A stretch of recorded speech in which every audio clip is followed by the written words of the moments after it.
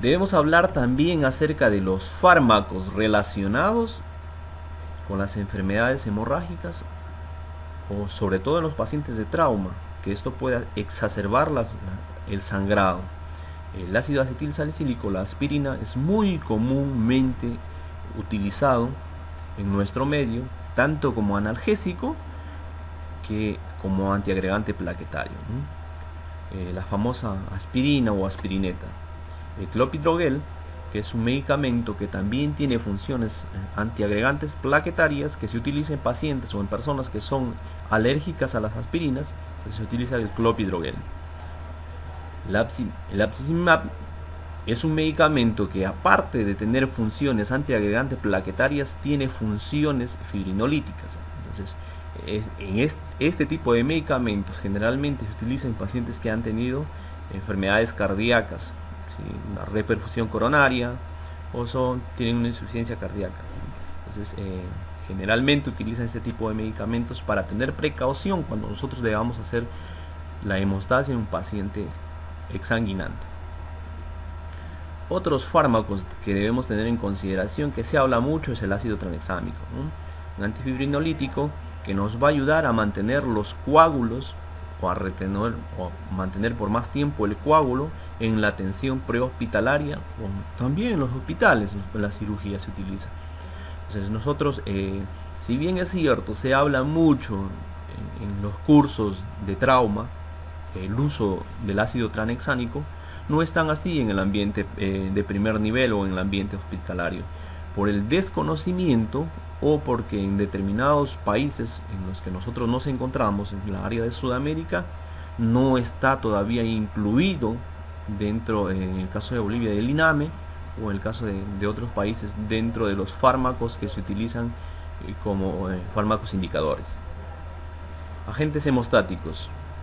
Escuchamos mucho hablar de los agentes hemostáticos en los cursos de medicina táctica, en los cursos de control de hemorragias, pero debemos tener conocimiento cuando hablamos de agentes hemostáticos de cuáles tipos de agentes hemostáticos estamos hablando nosotros.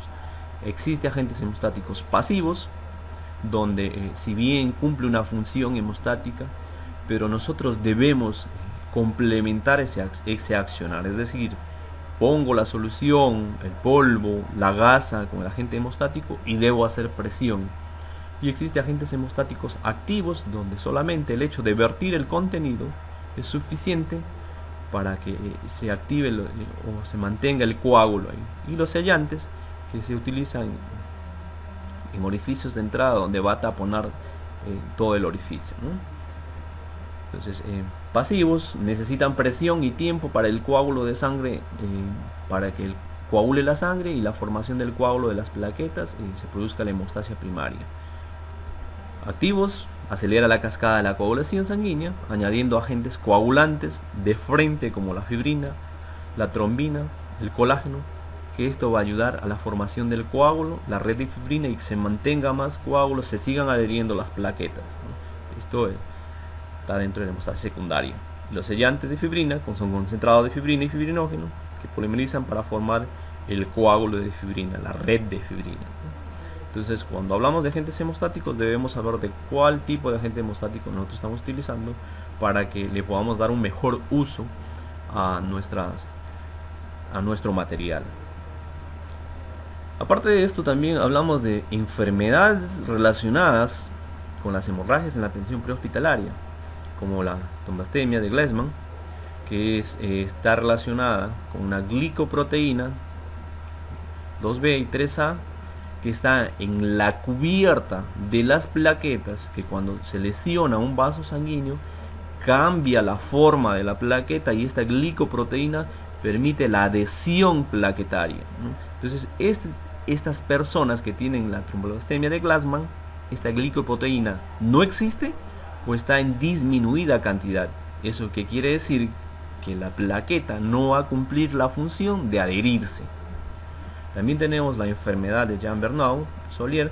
Entonces, aquí es el síndrome de la plaqueta gigante. Si en el otro lugar necesitábamos que en la pared o los bordes, la cubierta de la plaqueta tenga esa glicoproteína para que se adhiera, Aquí existen plaquetas gigantes, pero que no tienen tanta adherencia. Entonces, plaquetas gigantes, pocas en número y grandes en tamaño, que no se adhieren muy bien. La enfermedad de von Willebrand, los pacientes tienen una deficiencia del factor de von Willebrand, que es un factor que interviene en la cascada de la coagulación. Entonces, los pacientes no tienen este factor y por ende no se va a producir completamente la formación del coágulo, porque está interrumpido en cierta parte de la cascada de la coagulación. La hemofilia, que vienen las personas tienen alteración genética en los factores de la coagulación, en el octavo y en el noveno factor. Entonces no se va a producir toda la cascada completa de la coagulación del del octavo